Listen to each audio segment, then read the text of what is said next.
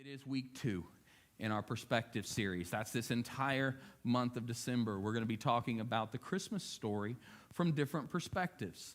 Last week, we saw the Christmas story from Isaiah's perspective and the how he prophesied of the coming Messiah and how he had given word that the whole thing was set up, that he was speaking to the nation of Judah because of the difficulty that they had gone through. But Jesus would be born, the Messiah would come, and there was a perspective of hope that was given there. And in Isaiah 9:6, it came, he said, "For to us a child is born, to us a son is given.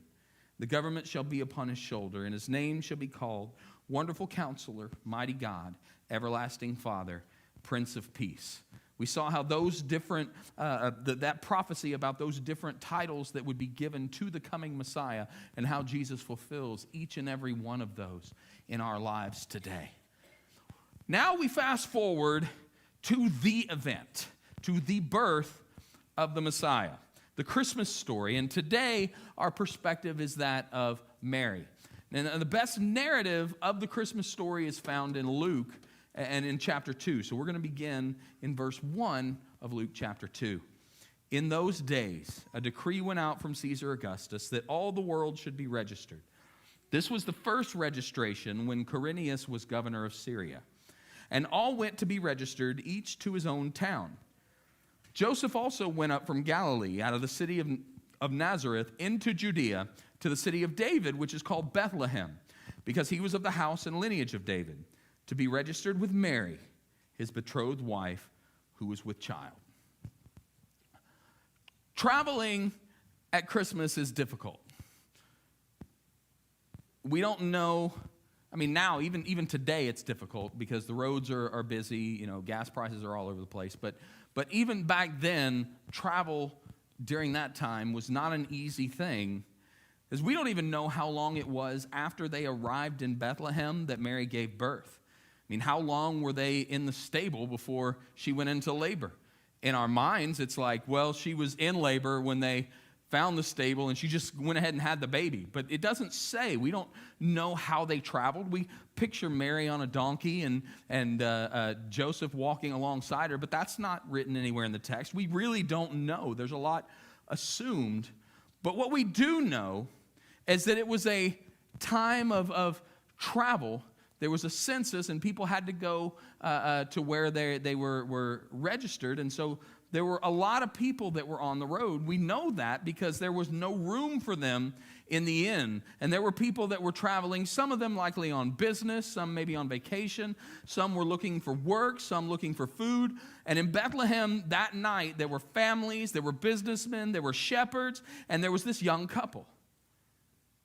And because of all the travelers on the road that night, this pregnant teenage girl, Mary, and her husband, Joseph, found themselves shuffled off into a barn. Verse 6, "So it was that while they were there, the days were completed for her to be delivered. And she brought forth her firstborn son and wrapped him in swaddling cloths and laid him in a manger, because there was no room for them in the inn.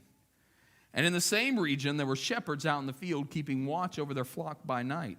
And an angel of the Lord appeared to them, and the glory of the Lord shone around them, and they were filled with great fear. And the angel said to them, 'Fear not, for behold, I bring you good news of great joy that will be for all the people.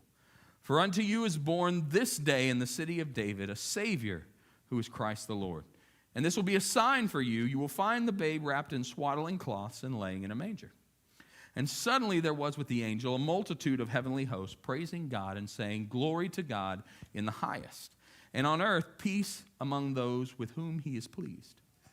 When the angels went away from them into heaven, the shepherds said to one another, 'Let us go over to Bethlehem and see this thing that has happened, which the Lord has made known to us.' And then they went with haste and found Mary and Joseph and the baby lying in the manger. And when they saw it, they made known the saying that had been told them concerning this child. And all who heard it wondered at what the shepherds told them."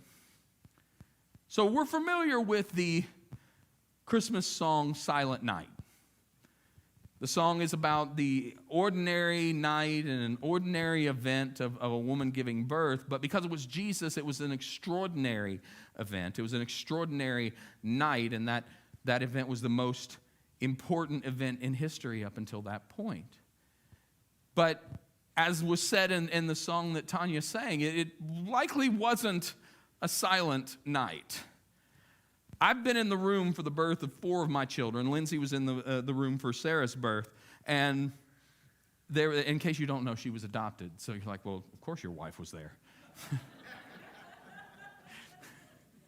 She really was. Which was actually a wonderful thing for her to have that perspective, talking about perspective, having birthed 4 of them on her own and to be there. It was a beautiful moment for her. But one thing was certain, in all 5 of those births, it was not a silent night. You know, silent night, holy night, all is calm. All is calm. Did Mary have an epidural that we don't know about?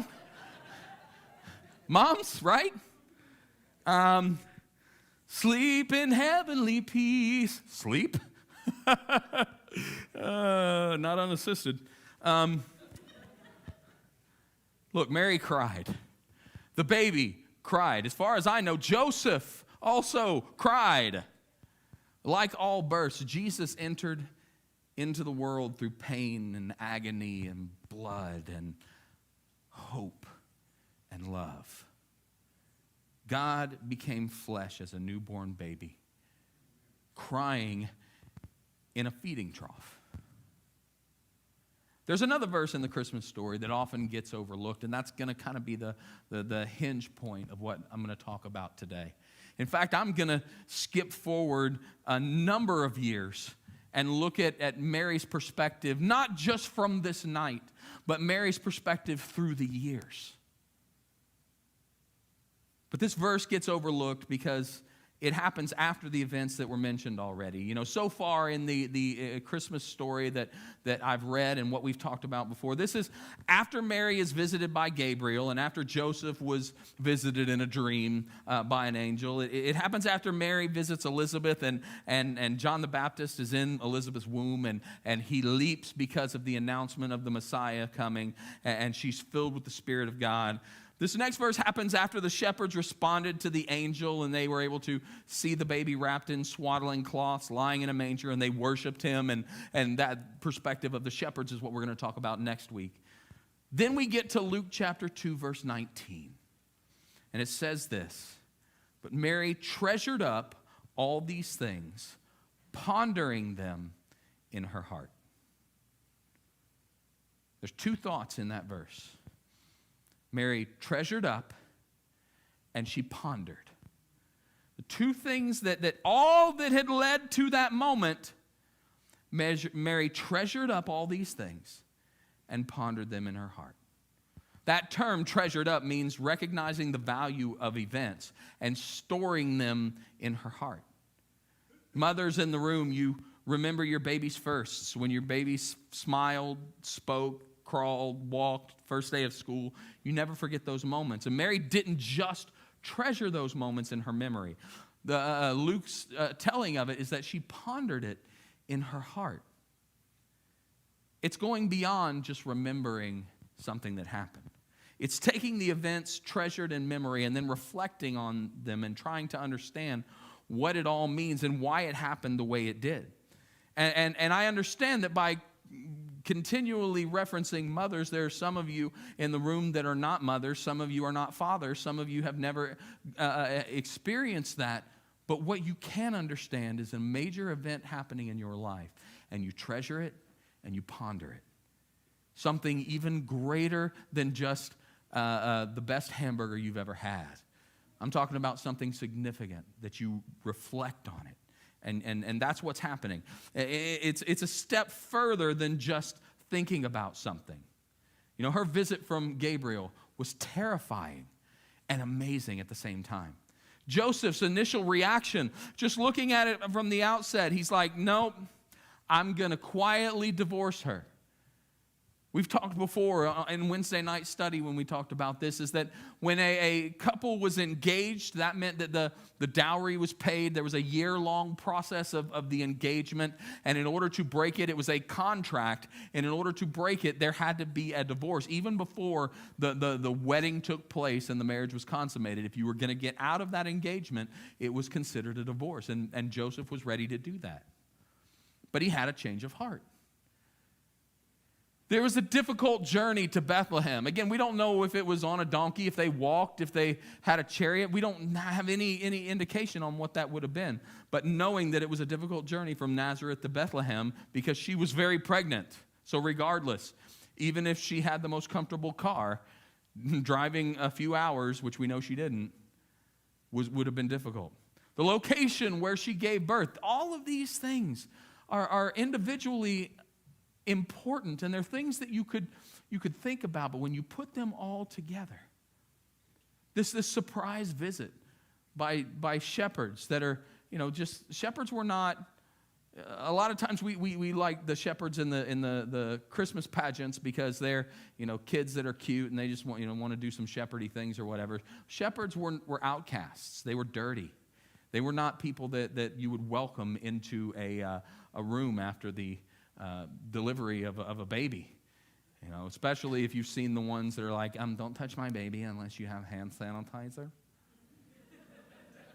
Thanks. No.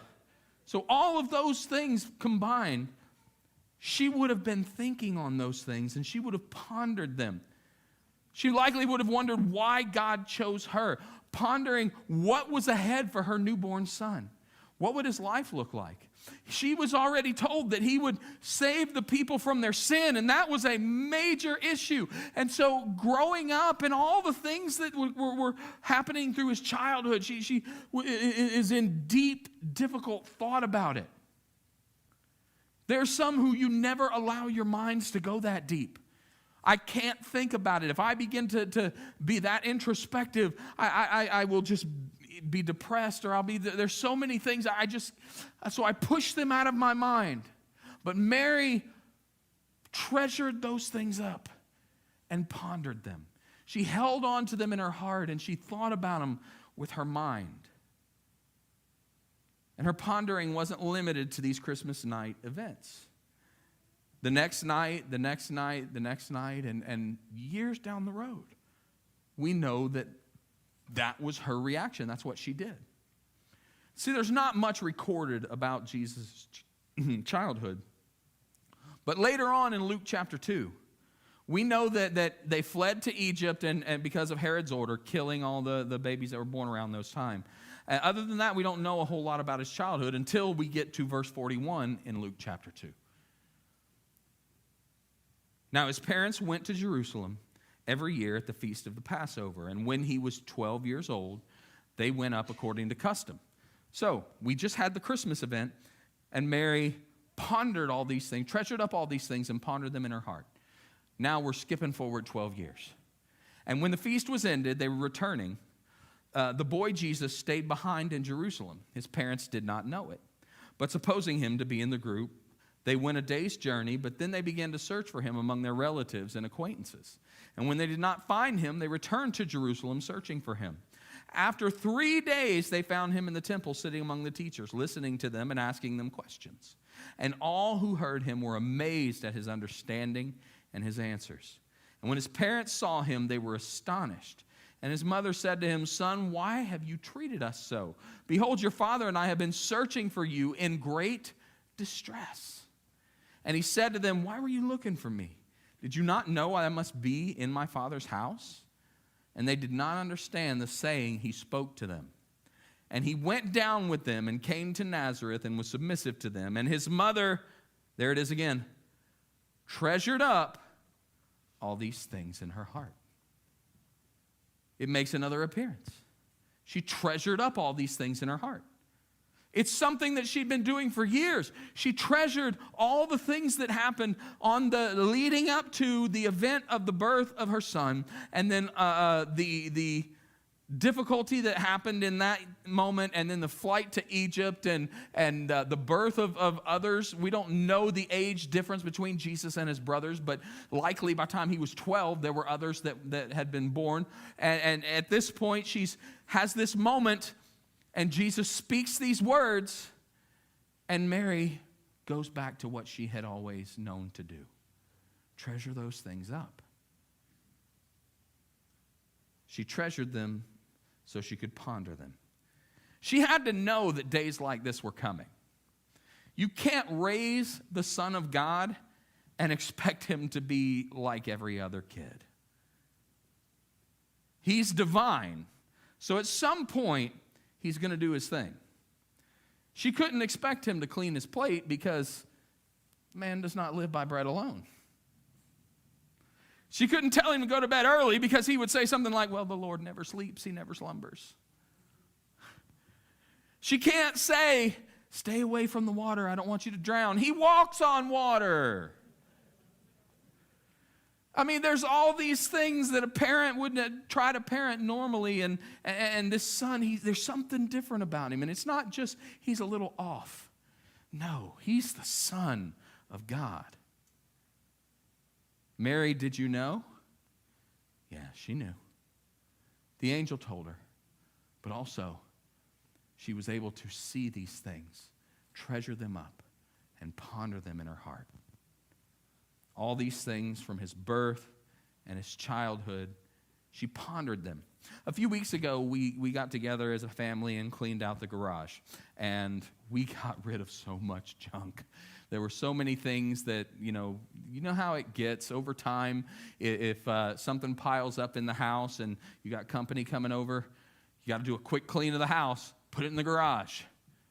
So that happened, and we pulled everything out of the garage and got rid of a ton of stuff. But in doing so, one of the reasons it takes a long time when we clean out the garage is because we come across things. There's nostalgia associated with it. And so I'm going through boxes, and I find CDs that CDs are these things where it used to have music. Yeah, some of y'all are like, I know what CDs are. My grandparents have them. And then their grandparents had cassettes and 8-tracks and records and 45s. Come on now. I used to listen to all the best Christmas songs on a 45, right? But we were going through the garage, and we find all of these things, and there's so much nostalgia attached to it. And when you find things like that, especially in my house, we have 5 kids. So all of these things just took so much time to go through. These old school papers, pictures, outfits that the kids wore home from the hospital, toys. I opened up one box, and there was chord charts from when I was learning to play piano. And I was like, wow. There were old notes when I was a brand new youth pastor that from 23 years ago that I had written. And I was like, man, if I could go back and tell that kid some things.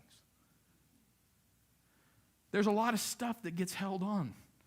And as a mom, Lindsay wants to keep all that stuff. My mom still has my report cards and some of the stuff from my sister. I wish she would get rid of my report cards. They weren't anything special. Why do they do that? Why did I hold on to notes that I had, that I wrote when I was a young youth pastor? Because these things are near and dear to our hearts. We save those things because they're reflections of something that we want to remember, that we don't ever want to forget. Mary didn't have storage tubs like we do. But she stored these events in her mind, and she pondered them in her heart so that she could remember them. That's Mary's perspective. Her perspective is reflection, remembrance. When you can think about and you can ponder and you can dwell on the things of Christ, it will change your life. Looking over in John chapter 2. Jesus, at this point, had grown into a man. At this point in the timeline of Jesus' life, he is a rabbi and he has followers. He has his disciples. He hasn't yet began his earthly ministry, though, and that's about to change in John chapter 2, beginning in verse 1. On the third day, there was a wedding at Cana in Galilee, and the mother of Jesus was there. There we go. There's Mary again. Mary was there. Of course, she was there at the birth, and she pondered. She treasured up and pondered. She was there when he was missing, when he was 12, and they went back to the temple to find him teaching, and she treasured up all those things. And now she's here at this wedding. When the wine ran out, the mother of Jesus said to him, "They have no wine." And Jesus said to her, "Woman, what does this have to do with me? My hour has not yet come." His mother said to the servants, "Do whatever he tells you." I love that. I love how Jesus is like, "Mom, it's not my time yet." And she doesn't even respond to Jesus. She's like, "Just do what he says." It's like she knows. Well, how does she know? Mary, did you know? Yes, she knew. How did she know? Now, there were 6 stone water jars, verse 6, 6 stone water jars there for the Jewish rites of purification, each holding 20 or 30 gallons. Jesus said to the servants, "Fill the jars with water." And they filled them up to the brim. And he said to them, "Now draw some out and take it to the master of the feast." So they took it. When the master of the feast tasted the water, now become wine, he did not know where it came from, though the servants who had drawn the water knew. The master of the feast called the bridegroom and said to him, "Everyone serves the good wine first, and when people have drunk freely, then the poor wine, but you've kept the good wine until now." This, the first of his signs, Jesus did at Cana in Galilee and manifested his glory. And the disciples believed in him. After this, he went down to Capernaum with his mother and his brothers and disciples, and they stayed there for a few days. Mary knew. Mary knew because she had treasured all those things in her heart and she pondered those things in her mind. She had complete confidence that day that she could go to Jesus and he would do what was necessary. She knew what he was capable of. Now, when you compare this to other miracles that Jesus performed, this one is not the most amazing of all of them. You take a look at it and you're like, man, this guy opened blinded eyes.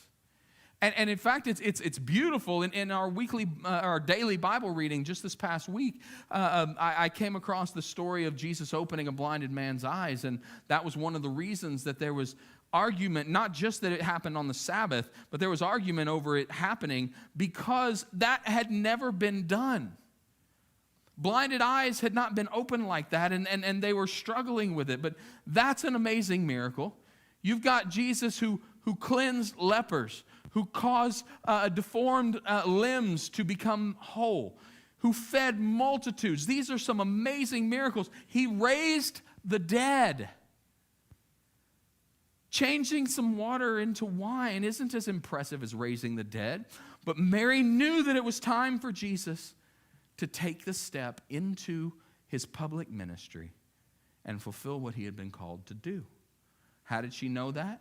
Because 30 years before, she gave birth to the fulfillment of Isaiah's prophecy.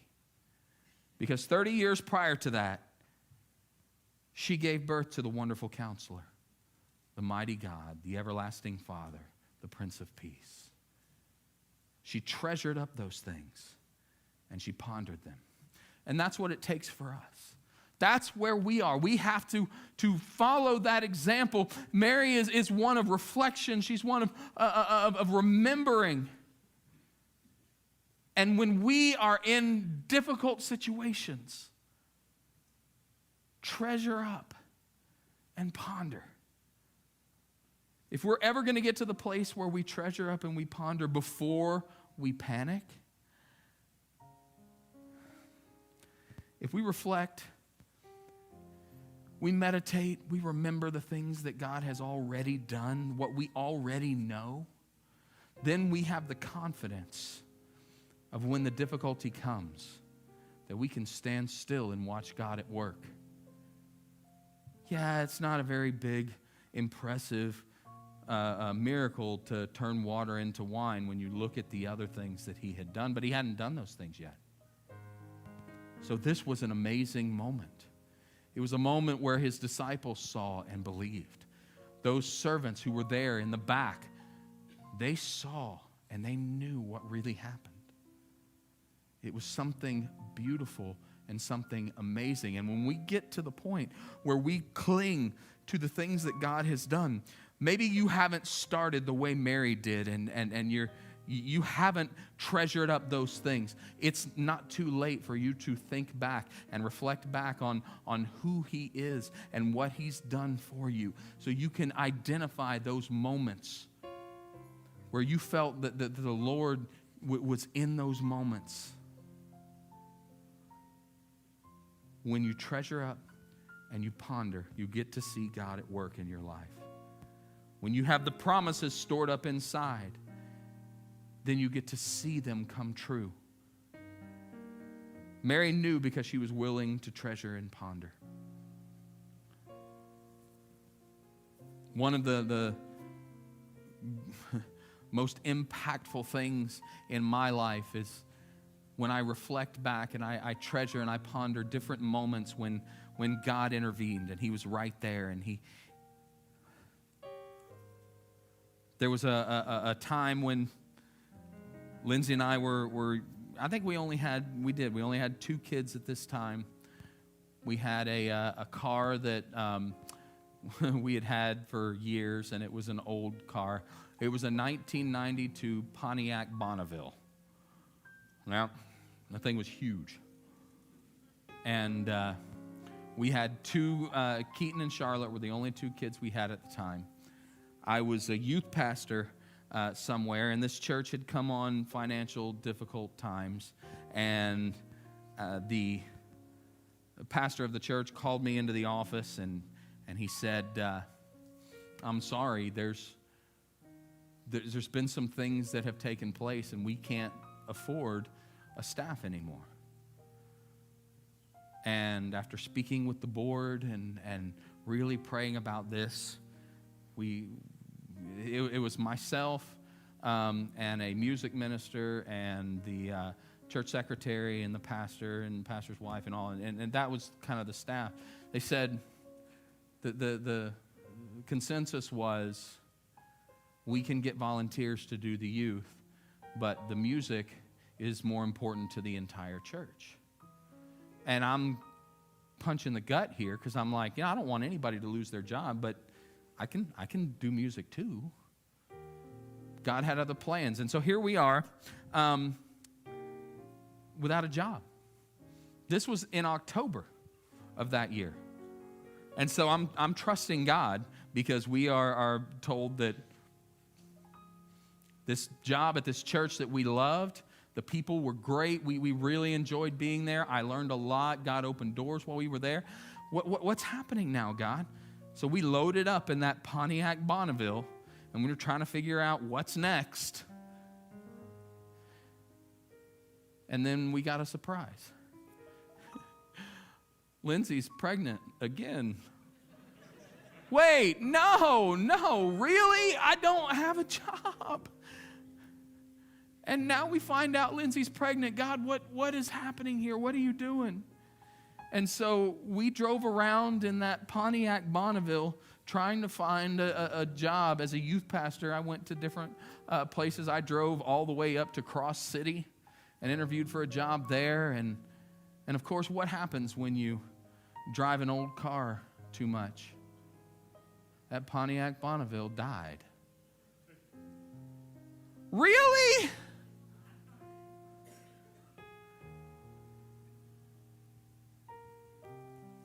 I got a call not long after that. Somebody had donated a car to another church where a friend of mine was a youth pastor. They donated that car to a minister who would be in need. And when this guy heard about my situation, he called me up. He said, hey, we want to give you this car. And it was I want to say it was a 1998. I think it was a 98 Kia Sophia. A little gas saver, just something that was just right. And let me tell you, if you know a Kia Sophia, it's not very big, but what did we do with that thing? We put 3 car seats across the back of a Kia. We want to see you in a Kia. People didn't want to see us get out of that thing because you opened the doors and the doors flew out because we had to push them in to get the... God provided. I ended up finding work during that time, and that set up, that I can look back to that moment and I can see different things that God has done in my life and how each of those... So what is it when difficulty comes, when we find out that my youngest has epilepsy and we have to go to the hospital in Lake Wales, and they send her by ambulance to Orlando, and there's all these thousands, tens of thousands of dollars medical bills that start showing up at the house, and I'm like, well, how are we going to do this? What's my response? Oh, wait, I've treasured up. So I can ponder in the same way that Mary. So I don't have to fear. I don't have to worry. I don't have to be concerned about what's going on because I've treasured up when God came and He spoke in the midst of a difficult time. When all was lost, He not only made a way, He said, I've got you. You've got this blessing that was at the time our 3rd child, Caroline, who is now 17 years old and is an amazing young woman. And then I was able to get a job during that time and to get a vehicle that got us through for the next few years and was exactly what we needed in those moments. So what do I have to fear? What do I have to worry about? God bless me, and I've told you the story of adoption and how God told me that we were going to adopt, because if He told Lindsay, I wouldn't have believed her. So when Sarah ends up having a seizure, I stand on faith, and I know God told me that He gave her to us. So I knew that it would be okay. Why? Because you treasure those things up and ponder them. And no matter what you're facing today, no matter what tomorrow holds, you don't have to fear, because you can look back and you can see where God has been. And I'll tell you this, if you try your hardest and you can't think of a time that God has done that for you, use mine. And let that build your faith. Well, look, you did it for Pastor. You can do it for me. You did it for Rodney and Lindsay, and you provided a vehicle when they had none, and it was broken down on the side of the road in Lakeland. And you provided for them. Yes. And He'll provide for you. Treasure up what God has done. Ponder it. Don't forget it. Don't wait to be reminded of it. Think on the things that God has done in your life. Because when you don't think about His greatness, you forget about it. Will you stand?